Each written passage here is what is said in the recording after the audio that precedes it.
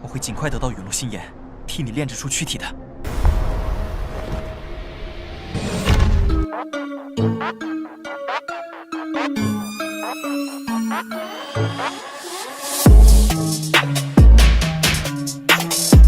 Halo guys, gimana nih kabar kalian yang sudah menantikan kelanjutan dari Xiaoyan? Terima kasih untuk kalian yang selalu stay dan meramaikan kolom komentar. Buat kalian yang baru banget datang, jangan lupa subrek dan nyalain lontongnya. Buat kalian yang mau lempar kopi buat mimin, kalian bisa melalui link di deskripsi. Kuilah, kita kancutkan cerita Xiaoyan.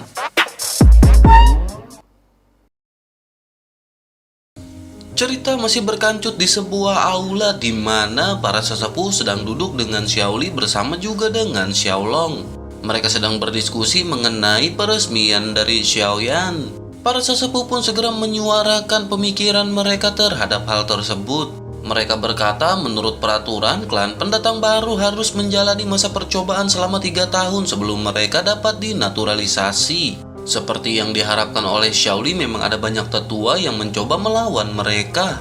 Menanggapi hal itu, ekspresi Xiaolong pun seketika berubah menjadi sangat jelek. Ia segera menggebrak meja dengan keras dan meja pun seketika hancur menjadi debu. Xiaolong benar-benar marah karena beberapa tetua menghalangi niatnya. Jika seorang jenius seperti Xiaoyan tidak diizinkan untuk dinaturalisasi secepat mungkin, jika Xiaoyan ditarik oleh seseorang seperti Kaisar Ming, maka sudah terlambat untuk menangis. Sementara itu, para tetua yang melihat Xiaolong marah pun hanya bisa terdiam dan menahan diri. Mengingat status dari Xiaolong, mereka sadar jika mereka melawan pasti akan menderita kekalahan. Oleh karena itu, tidak ada yang berani berbicara ketika Xiaolong marah. Ketika para tetua klan Xiao takut untuk berbicara, seorang tetua yang duduk di satu sudut tiba-tiba berdiri dan mulai berbicara. Sosok tersebut berkata bahwa memang tidak pantas untuk secara gegabah memberikan status kepada Xiaoyan dan itu melanggar aturan klan. Meskipun Xiaoyan ini jenius, namun ia tidak bisa memiliki perlakuan khusus. Namun jika itu memang mendesak, maka Xiaoyan harus menantang orang yang lebih kuat terlebih dahulu selama 2 tahun ini. Jika Xiaoyan menang, maka ia akan menjadi kaisar petarung bintang 1 di tengah panggung. 1 tahun kemudian, maka klan akan memilih Dodi bintang 1 yang terlambat untuk menantangnya. Mendengar hal itu, wajah Xiaolong pun sedikit melembut. Xiaoli juga tahu bahwa ini mungkin satu-satunya cara bagi mereka. Jika ia benar-benar ingin Xiaoyan untuk segera dinaturalisasi, ia mungkin pada saat ini tidak bisa meyakinkan semua orang. Oleh karena itu, ia pun segera berbicara kepada Xiaolong. Xiaoli berkata bahwa hal itu tidak menjadi permasalahan. Namun terlepas dari semua itu, bagaimana menurut Xiaolong? Xiaolong yang masih sedikit marah pun segera menoleh dan berkata ke arah Xiaoli. Ia bertanya apakah Xiaoli mengetahui seberapa besar perbedaan antara tahap tengah dan tahap akhir. Bukankah terlalu berlebihan bagi Dodi bintang 1 untuk menantang Dodi bintang 1 tahap akhir 1 tahun kemudian? Apakah dengan cara begitu disebut dengan adil? Selain itu, menurut Xiaoli, siapa yang dapat dipromosikan dari tahap menengah ke tahap akhir hanya dalam 1 tahun? Xiaoli pun terdiam sejenak sebelum akhirnya mulai menjawab. Ia tertawa sebelum akhirnya berkata agar Xiaolong melihat Xiaoyan. Lihatlah Xiaoyan sudah berapa lama berada di sini dan hanya dengan 1 latihan memungkinkan ia untuk maju ke tahap tengah bintang 1 Dodi. Karena Xiaoyan ini jenius, maka mereka harus percaya kepadanya. Apakah pada saat ini Xiaolong meragukan kemampuan Xiaoyan? Jika begitu permasalahannya, bagaimana jika mereka kembali bertaruh? Mata Xiaolong pun berbinar saat ia mendengar kata-kata bertaruh. Xiaolong pun segera bertanya bagaimanakah mereka akan bertaruh. Xiaoli berkata mari mereka bertaruh bahwa Xiaoyan dapat memenangkan tantangan. Xiaolong pun segera berkata bahwa ia ingin bertaruh pada Xiaoyan untuk menang. Tetapi pada saat ini Xiaoyan hanyalah tahap menengah. Apakah mungkin bagi Xiaoyan untuk menang di tahap akhir? Menanggapi hal itu, Xiaoli pun segera merentangkan tangannya dan berkata jika begitu permasalahannya, maka Xiaolong harus bertaruh pada Xiaoyan untuk kalah. Xiaolong pun hanya terdiam dan melambaikan tangannya sebelum akhirnya melangkah pergi. Sementara itu Xiaoli pun tertawa serta melambaikan tangannya dan berkata bahwa semuanya telah diputuskan. Oleh karena itu semua tetua diharapkan membubarkan pertemuan ini. Setelah pertemuan para tetua berakhir, seorang tetua dari klan Xiao duduk di sebuah ruangan. Di samping tetua tersebut berdiri seorang pemuda dengan ekspresi aneh di wajahnya. Pemuda tersebut segera bertanya apakah leluhur bermaksud untuk menggulingkan Xiaoyan. Tetua tersebut pun segera membalas dengan tatapan marah. Ia berkata jika melakukan hal itu maka itu adalah hal bodoh. Xiaoyan adalah jenius nomor 1 di keluarga Xiao. Bahkan Xiaoqi pada saat ini tidak bisa mengikutinya. Namun meskipun begitu rencananya hari ini sukses sempurna. Jika Xiaoyan ingin dinaturalisasi terlebih dahulu, ia harus menantang anggota klan yang 1 tingkat lebih tinggi darinya. Ini bisa dibilang dengan pembunuhan kesempatan bagus. Dengan hal ini ia menjamin bahwa Xiaoyan tidak akan bisa dinaturalisasi. Beralih ke sisi lain di mana Xiaoyan telah selesai berlatih, Xiaoyan membuka matanya dan berkata bahwa saat ini adalah waktunya untuk menyerap pil. Xiaoyan pun segera mengeluarkan botol giok di dalam cincin penyimpanannya. Xiaoyan segera melihat obat yang berada di dalam botol giok dan ada 5 pil kaisar di dalam botol batu giok ini. Xiaoyan pun dengan hati-hati menuangkan 1 dari 5 botol yang berada di dalam. Xiaoyan menuangkannya ke telapak tangannya dan semacam kekuatan yang langsung memenuhi seluruh tubuh Xiaoyan melonjak. Dengan lambaian tangan Xiaoyan, obat itu segera berubah menjadi sinar cahaya dan masuk ke mulut Xiaoyan.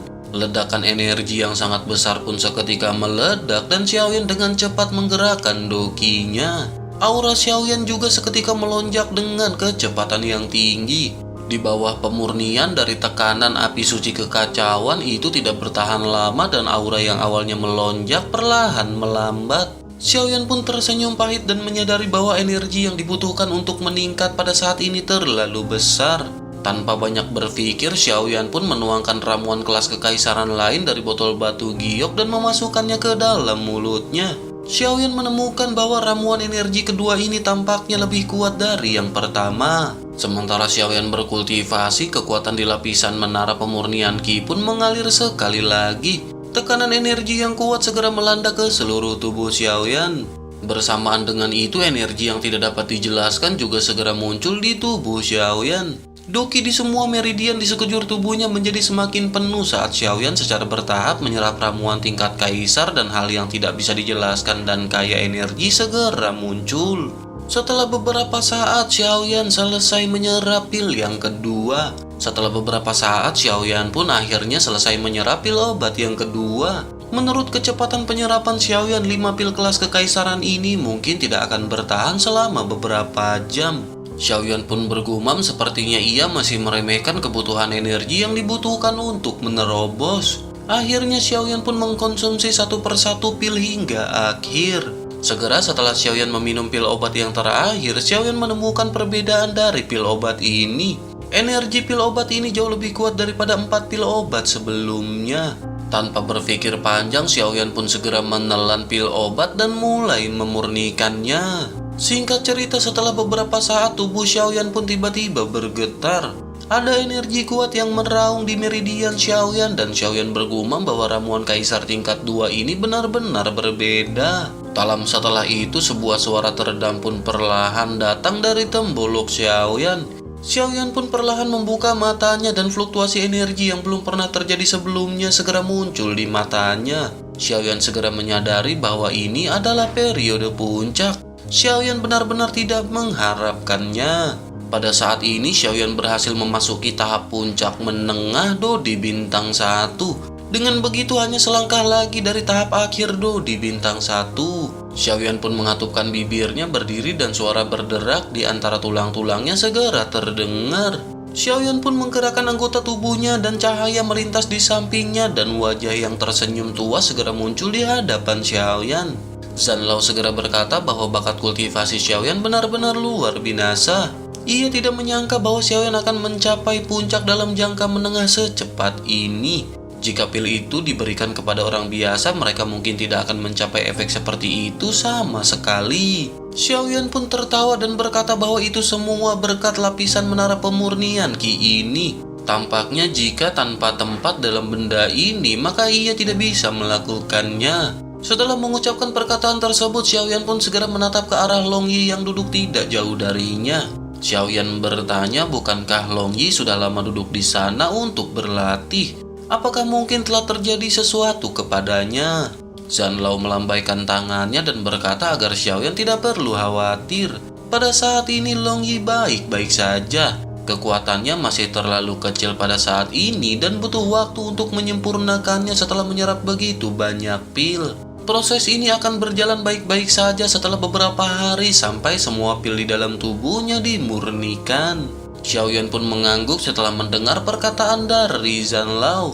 Pada saat ini Xiaoyan juga harus bersiap untuk pergi ke pegunungan Tianmo. Xiaoyan berkata bahwa ia akan keluar dari menara terlebih dahulu dan akan pergi ke pemakaman iblis di pegunungan Tianmo setelah bersiap-siap. Zhan Lao pun mengangguk dan mengingatkan Xiaoyan agar menyiapkan lebih banyak obat penyembuhan. Xiaoyan pun mengangguk sebelum akhirnya Xiaoyan segera keluar dari pagoda. Setelah keluar dari pagoda, Xiaoyan pun perlahan terbang ke kejauhan. Pada saat ini, Xiaoyan belum tahu apakah uang di benua Doki dapat digunakan di tempat ini. Oleh karena itu, Xiaoyan memutuskan untuk pergi ke tempat Xiaolong terlebih dahulu. Singkat cerita, mengandalkan ingatan saat Xiaoli membawa Xiaoyan ke sini, Xiaoyan pun berhasil sampai. Setelah sampai, Xiaoyan pun segera mengetuk pintu. Setelah beberapa saat, sebuah suara yang familiar segera terdengar ketika memerintahkan untuk Xiaoyan masuk. Xiaoyan pun mendorong pintu sebelum akhirnya masuk dan melihat Xiaolong yang duduk di samping meja. Xiaoyan pun segera menangkupkan tangannya untuk menyapa Xiaolong. Xiaolong pun menatap ke arah Xiaoyan dengan tersenyum, namun tiba-tiba ekspresi terkejut pun melintas di matanya. Aura Xiaoyan saat ini benar-benar mengejutkan Xiaolong. Xiaoyan yang ia lihat saat ini telah mencapai tahap lanjut dari tahap tengah bintang 1 Dodi. Xiaolong pun segera bertanya kepada Xiaoyan apakah ia telah maju ke tahap tengah bintang 1 Dodi. Xiaoyan yang melihat ekspresi terkejut di wajah Xiaolong pun segera tersenyum. Xiaoyan segera menjawab bahwa itu berkat ramuan yang disempurnakan oleh leluhur Xiaolong. Jika tidak, maka tidak mungkin untuk mencapai tingkat lanjutan. Menanggapi hal itu, Xiaolong pun segera tertawa dan berkata beberapa kaisar tingkat pertama dan 1 pil kaisar tingkat kedua benar-benar dapat ditingkatkan ke 1 tingkat. Xiaolong tidak menyangka dan itu benar-benar luar binasa. Namun meskipun begitu, Xiaolong yakin bahwa semua ini tidak murni karena pil obat. Tentu saja hal yang paling penting adalah bakat kultivasi dari Xiaoyan. Xiaolong pun segera bertanya berapakah pil yang telah dikonsumsi oleh Xiaoyan. Xiaoyan segera berkata bahwa ia baru saja menyerap 5 ramuan yang diberikan oleh leluhur Xiaolong. Xiaolong pun menatap Xiaoyan lagi dengan beberapa kejutan di matanya. Ia pun bertanya apakah benar Xiaoyan melakukan hal itu. Xiaoyan sepertinya benar-benar bukan seorang jenius biasa. Xiaolong pun tertawa puas sebelum akhirnya ia segera menekan emosi di dalam hatinya. Xiaolong pun segera bertanya apakah tujuan Xiaoyan datang ke sini. Xiaoyan pun mengangguk dan memberitahu Xiaolong bahwa ia akan pergi ke pegunungan Tianmo. Xiaolong pun segera bertanya apakah Xiaoyan yakin bahwa ia akan benar-benar berlatih sekarang. Xiaoyan pun mengangguk dan bertanya bahwa ia ingin tahu apakah mata uang di benua Doki masih bisa digunakan di sini. Xiaolong pun mengangguk dan berkata bahwa itu tidak bisa digunakan lagi. Namun meskipun begitu, Xiaolong telah menyiapkan barang-barang ini untuk Xiaoyan. Selain itu ada 10.000 koin emas di dalamnya untuk berjaga-jaga. Xiaolong pun segera memberikan cincin penyimpanan kepada Xiaoyan. Xiaoyan pun mengambil cincin tersebut dan memeriksanya. Apakah itu obat penyembuhan ataupun kebutuhan lainnya semua telah disiapkan dengan baik. Xiaoyan pun tersenyum puas dan dengan hati-hati menaruh cincin penyimpanan tersebut. Xiaoyan pun segera berterima kasih kepada leluhur Xiaolong. Xiaolong pun tersenyum dan melambaikan tangannya sebelum akhirnya lanjut berbicara. Xiaolong berkata bahwa Xiaoyan harus kembali dalam 1 tahun untuk latihan ini. Pada saatnya Xiaoyan tiba, maka Xiaoyan akan dinaturalisasi. Xiaoyan pun mengangguk dan saat ia hendak berbalik pergi, Xiaolong pun segera memerintahkan Xiaoyan untuk menunggu sebentar. Xiaoyan pun berhenti dan berbalik menatap ke arah Xiaolong yang tersenyum masam. Seseorang yang tidak tahu apa-apa benar-benar berani masuk langsung ke pegunungan Tianmu. Xiaolong pun menghela nafas sebelum akhirnya bertanya apakah Xiaoyan tahu seberapa berbahayanya di pegunungan Tianmu. Banyak monster yang baru saja lahir di sana memiliki kecerdasan yang sangat tinggi. Selain itu mereka juga memiliki tubuh yang sangat kuat. Apakah Xiaoyan yakin bahwa ia akan pergi saat ini? Xiaoyan pun mengangkat bahunya dan terlihat agak cuek. Xiaoyan jelas telah mempersiapkan dan mempertimbangkan semua resiko yang akan ia hadapi. Xiaolong pun hanya bisa menggelengkan kelapanya tanpa daya setelah melihat ekspresi dari Xiaoyan. Xiaoyan pun akhirnya tersenyum sebelum akhirnya menangkupkan tangannya dan kembali berterima kasih. Xiaolong pun segera berkata bahwa ia akan mengirim Xiaoyan keluar dari klan Xiao. Xiaolong pun bertanya, bukankah Kaisar Ming telah memberi Xiaoyan kompas? Keluarkan kompas tersebut dan berdiri untuk menggunakannya. Xiaoyan pun mengangguk dan segera mengeluarkan kompas dari cincin penyimpanannya. Kekuatan spiritual segera mengalir ke dalam kompas. Cahaya dan bayangan segera muncul di depan mata Xiaoyan pada saat ini. Cahaya dan bayangan ini seperti peta kecil dengan tanda melingkar di tengah. Tanda ini direkam di belakang lembah Tianming pada saat ini. Xiaoyan pun tersenyum dan berkata bahwa ini benar-benar hal yang bagus. Jika Xiaoyan ingin kembali ke klan Xiao di masa depan, selama kekuatan spiritual Xiaoyan cukup kuat, maka ia bisa kembali dalam sekejap. Singkat cerita, dengan penggunaan kompas mereka pun telah sampai di sebuah tempat. Xiaoyan melihat sekeliling dan bergumam, bukankah ini tempat pertama kali Xiaoyan datang ke sini? Xiaolong pun segera menjelaskan kepada Xiaoyan bahwa jalur ini tidak hanya bisa pergi ke lembah Tianming, tetapi juga jalur ini bisa pergi ke tempat lain. Namun jalur ini hanya bisa membawa Xiaoyan ke kota Moyun di sebelah pegunungan Tianmo. Setelah sampai di sana, maka Xiaoyan bisa memasuki pegunungan Tianmo. Tak lama setelah itu, sebuah sosok segera datang dan ternyata itu adalah leluhur Xiaoli. Xiaoyan pun buru-buru menangkupkan tangannya untuk memberi salam kepada leluhur Xiaoli. Hari ini Xiaoyan akan pergi ke pegunungan Tianmo dan ia tidak menyangka bahwa Xiaoli datang ke sini secara langsung untuk mengantar Xiaoyan. Sementara itu Xiaoli pun mengangguk dan berkata jika Xiaoyan berada dalam bahaya, maka beritahu klan Xiao. Pada saat itu maka mereka akan segera datang menemui Xiaoyan. Setelah berbincang-bincang dan memberikan instruksi kepada Xiaoyan, akhirnya Xiaoyan pun perlahan melangkah pergi. Xiaoyan memasuki ruang angkasa dan terbang ke arah kota Moyun. Dikatakan bahwa di kedalaman pegunungan Tianmo terdapat bahan obat dan biji yang sangat langka, tetapi mereka juga dijaga oleh monster yang sangat menakutkan. Area pegunungan Tianmo dapat dianggap sebagai yang teratas di antara banyak gunung di negara pegunungan. Singkat cerita, sosok Xiaoyan pun sudah muncul di atas kota Moyun dan melihat kota yang tampaknya misterius ini diselimuti awan dan kabut. Sosok Xiaoyan pun perlahan mendarat tidak jauh di luar kota. Xiaoyan segera berjalan menuju pusat kota Moyun dan melihat medan di sekitar kota Moyun dari sisi ke sisi sambil berjalan. Di gerbang kota yang tinggi, arus orang berkumpul seperti semut. Xiaoyan pun mengikuti arus orang yang berjalan menuju ke arah kota Moyun. Setelah lama berjalan, Xiaoyan pun melihat sekeliling dan menyadari ada jalan dengan sedikit orang. Di tengah jalan ada beberapa karakter besar yang tercetak di sebuah bangunan. Xiaoyan melihat bangunan itu dengan sedikit roh jahat dan mengatupkan bibirnya dan berpikir bahwa itu adalah cabang dari sekte Yimo di kota Moyun. Xiaoyan pun berpikir yang terbaik saat ini adalah mereka berjalan-jalan di kota terlebih dahulu dan mencari informasi tentang kota Moyun. Setelah berkeliling kota selama setengah jam, Xiaoyan memiliki gambaran kasar tentang situasi di kota Moyun. Di kota Moyun sebagian besar pasukan milik sekte iblis Yi. Tetapi ini adalah kota terkenal di sekitar pegunungan Tianmo dan tentu saja ada cabang dari pasukan besar lainnya. Selain itu, Xiaoyan benar-benar sangat ingin tahu tentang siapakah orang yang mengungkapkan keberadaannya. Xiaoyan harus menyelidikinya dengan jelas dan Yimo Jiao adalah target pertama yang ingin ia serang. Singkat cerita, Xiaoyan pun telah mengenakan jubah hitam polos dan berjalan di jalan beraspal dengan batu hitam. Setelah lama berjalan, mata Xiaoyan pun berbinar saat sebuah toko obat segera muncul di hadapannya. Xiaoyan pun segera melangkah masuk ke toko yang terlihat sepi dan melihat-lihat sekelilingnya. Ketika mata Xiaoyan beralih ke kotak batu giok kecil di sudut terjauh, Xiaoyan pun merasa sedikit terkejut. Pandangan Xiaoyan pada saat ini melihat gumpalan biru muda di kotak batu giok yang kecil.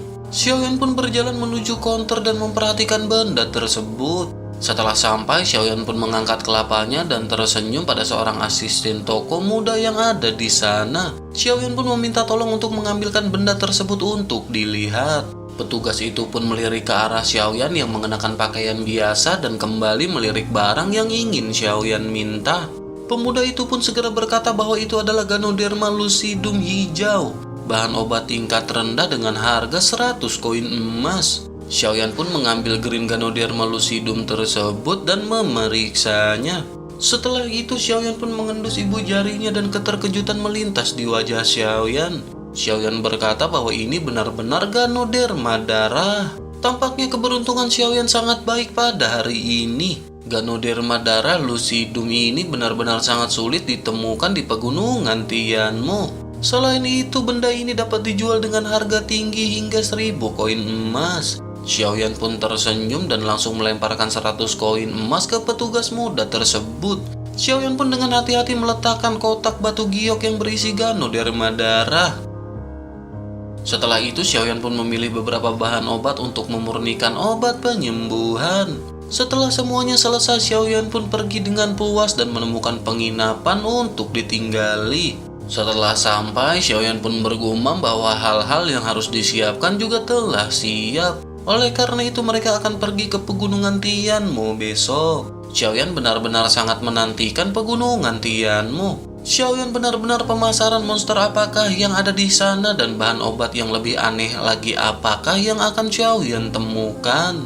Singkat cerita, hari pun berganti dan pagi hari telah tiba. Xiaoyan yang telah selesai berlatih pun segera membuka matanya. Setelah Xiaoyan mempersiapkan semua yang ia perlukan, Xiaoyan pun segera meninggalkan penginapan. Xiaoyan berjalan perlahan keluar dari kota yang ramai ini dan menuju pegunungan Tianmu sendirian. Di hutan sunyi ini, Xiaoyan memegang pedang besar di tangannya dan bergerak maju dengan hati-hati. Xiaoyan di dalam hatinya pun bertanya kepada Zanlao apa yang harus mereka lakukan sekarang. Setelah beberapa saat suara Xiaoyan terdengar, sebuah suara tua pun terdengar di telinga Xiaoyan.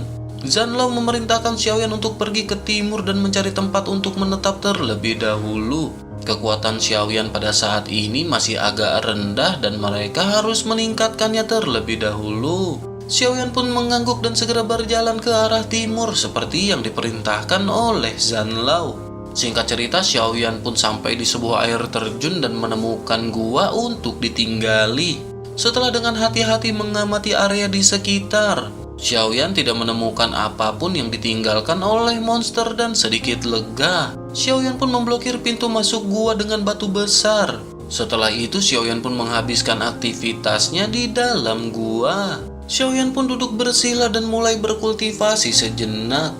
Setelah agak lama, Xiaoyan pun membuka matanya dan berkata bahwa tempat berlindung sudah siap. Xiaoyan pun bertanya kepada Zanlao apa yang harus mereka lakukan selanjutnya.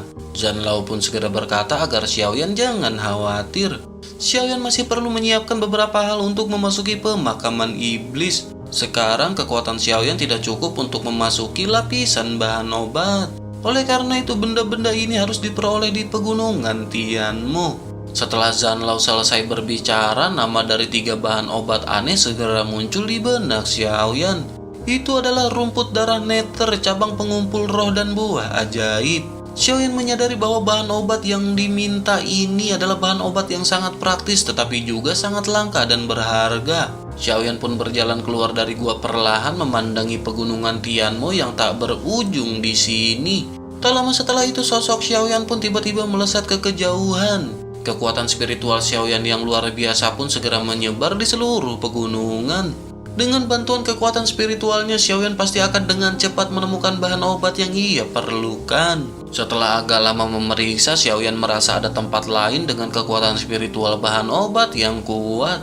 Namun meskipun begitu, pada saat ini tidak ada bahan obat yang dikatakan oleh Zanlao. Karena Xiaoyan tidak dapat menemukannya di sini, maka Xiaoyan tidak memiliki pilihan lain selain masuk ke area yang lebih dalam dari pegunungan Tianmu. Mengandalkan persepsi spiritual yang luar biasa, Xiaoyan pun samar-samar dapat merasakan arah umum energi berlimpah di sekitarnya. Akhirnya Xiaoyan pun berjalan menuju tempat di mana ia merasakan energi paling banyak itu. Setelah agak lama berjalan, Xiaoyan pun melihat tumpukan batu berwarna merah darah. Mata Xiaoyan dengan tajam menyapu tumpukan batu berwarna merah darah secara perlahan. Xiaoyan pun berseru kaget setelah menyadari bahwa itu adalah rumput darah nether. Xiaoyan pun melihat sekelilingnya dengan hati-hati, tetapi ia tidak menemukan jejak monster. Setelah itu Xiaoyan pun segera mengeluarkan pedang besar miliknya dan segera perlahan berjalan mendekat. Setelah semakin mendekat, Xiaoyan tiba-tiba merasakan hawa dingin di hatinya. Xiaoyan pun menghentikan langkahnya dan mengerutkan kening sebelum akhirnya berbalik dan berlari dengan cepat. Tepat ketika Xiaoyan berbalik, bayangan ungu besar jatuh seperti gunung besar di atas dinding gunung dan benar-benar menghalangi jalan keluar Xiaoyan. Melihat monster besar yang tiba-tiba muncul, keringat dingin pun muncul di tubuh Xiaoyan. Tubuh Xiaoyan seketika membeku di tempat dan ia tidak berani bergerak. Monster yang muncul di depan Xiaoyan adalah rubah iblis besar yang diselimuti warna ungu secara bergantian. Rubah iblis ini mungkin tingginya lebih dari 10 meter, ditutupi dengan rambut panjang dan dengan taring yang menonjol dari mulutnya. Berdasarkan kekuatan spiritual Berdasarkan kekuatan spiritual Xiaoyan, sepertinya kekuatan rubah iblis ini mungkin berada di tahap akhir bintang 1 Dodi. Xiaoyan pun segera bertanya kepada Zanlao peluang apa yang ia miliki untuk menang melawan makhluk ini. Zanlao pun segera berkata bahwa Amethyst Demon Fox ini memang sulit untuk dihadapi dengan kekuatan Xiaoyan saat ini. Sepertinya peluang kemenangan Xiaoyan pada saat ini tidak lebih dari 30%. Namun rumput darah ini benar-benar sangat langka dan jangan sampai kehilangan kesempatan itu. Xiaoyan pun tidak punya pilihan lain selain fokus pada rubah iblis ini. Xiaoyan pun mengalihkan pandangannya dan dengan hati-hati melihat sekelilingnya. Tiba-tiba Xiaoyan menemukan bahwa ada bekas luka yang sangat menakutkan di perut bagian bawah rubah iblis ini. Bekas luka itu hampir seluruhnya merobek perut bagian bawah rubah. Aliran darah terus mengalir keluar dari luka tersebut. Sementara itu Xiaoyan pun dengan erat memegang pedang besar di tangannya. Ini adalah pertama kalinya Xiaoyan menghadapi monster sekuat Dodi. Hari ini akan menjadi pertarungan yang sulit dan situasi saat ini tidak memungkinkan Xiaoyan untuk menahan diri lagi. Sementara itu di sisi lain, rubah iblis pun bergegas menuju ke arah Xiaoyan dengan mata yang memerah. Energi putih dengan cepat mengembun dan udara di sekitarnya tiba-tiba menjadi dingin. Sementara itu Xiaoyan segera mengeluarkan tubuh kaisarian dan lusinan api tiba-tiba muncul di sekitar Xiaoyan. Tubuh Xiaoyan pun membengkak dengan cepat dan api yang indah dengan cepat mengalir dari pori-pori di sekujur tubuhnya. Xiaoyan pun segera meraih pedang besar kuno yang dipadatkan dengan 22 api berbeda di tangannya. Dengan satu langkah, pedang besar tersebut pun segera memotong ruang. Dengan kekuatan yang menakutkan, pedang pun segera menebas rubah iblis dengan ganas. Di sisi lain, karena memiliki luka yang parah, si rubah pun tidak bisa menghindari serangan yang begitu kuat dari Xiaoyan. Tubuhnya yang besar segera diterbang oleh serangan Xiaoyan dan setelah dipukul begitu keras, rubah ini pun berdiri dalam sekejap seolah-olah tidak terjadi apa-apa. Xiaoyan seketika terkejut melihat pertahanan rubah iblis ini yang begitu kuat. Namun saat ini Xiaoyan menyadari di bawah serangan kuatnya, luka di perut rubah iblis sekali lagi terbuka. Darah mengalir seperti air mewarnai tanah di bawahnya dengan sangat merah cerah. Sementara itu di sisi lain, menyadari dirinya terluka, si rubah pun berniat untuk melarikan diri. Melihat rubah iblis yang hendak melarikan diri, sebuah senyum pun muncul di sudut mulut Xiaoyan. Xiaoyan pun bergumam, sudah mencapai titik ini, bagaimana mungkin membiarkan monster ini pergi. Setelah mengucapkan perkataan tersebut, sosok Xiaoyan pun tiba-tiba muncul di depan rubah yang hendak melarikan diri. Bersamaan dengan itu, tangan besar Xiaoyan pun segera membanting keras ke arah si rubah. Ledakan pun segera terjadi dengan rubah iblis yang seketika terbang mundur. Tubuhnya yang besar segera bergesekan dengan tanah membentuk selokan 100 meter. Suara teredam pun keluar dari tubuh rubah iblis. Darah dan daging beterbangan di luka rubah iblis, bahkan usus dan perutnya meledak dan terciprat kemana-mana. Saat rubah iblis ini jatuh ke tanah, tubuh Dodi Xiaoyan pun perlahan menyusut kembali. Setelah itu Xiaoyan pun berjalan ke sisi rumput berwarna merah darah dan dengan hati-hati mencabut seluruh tumbuhan rumput neter darah berwarna merah. Xiaoyan pun memasukkan rumput tersebut ke dalam botol giok batu kecil dan menyimpannya ke dalam cincin penyimpanan. Setelah itu Xiaoyan pun memeriksa sekelilingnya lagi dan menemukan bahwa masih banyak bahan obat berharga di sekitar sini. Mata Xiaoyan pun berbinar saat ia melihat salah satu bahan obat yang diperlukan.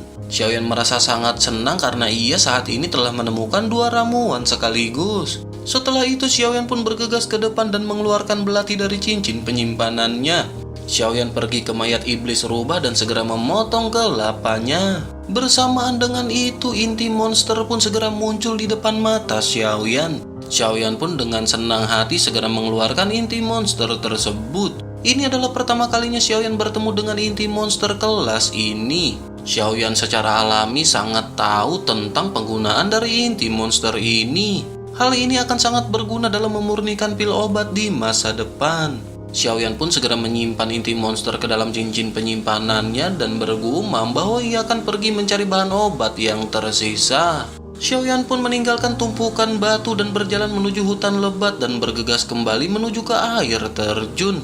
Xiaoyan memutuskan akan pergi besok untuk mencari buah ajaib lainnya.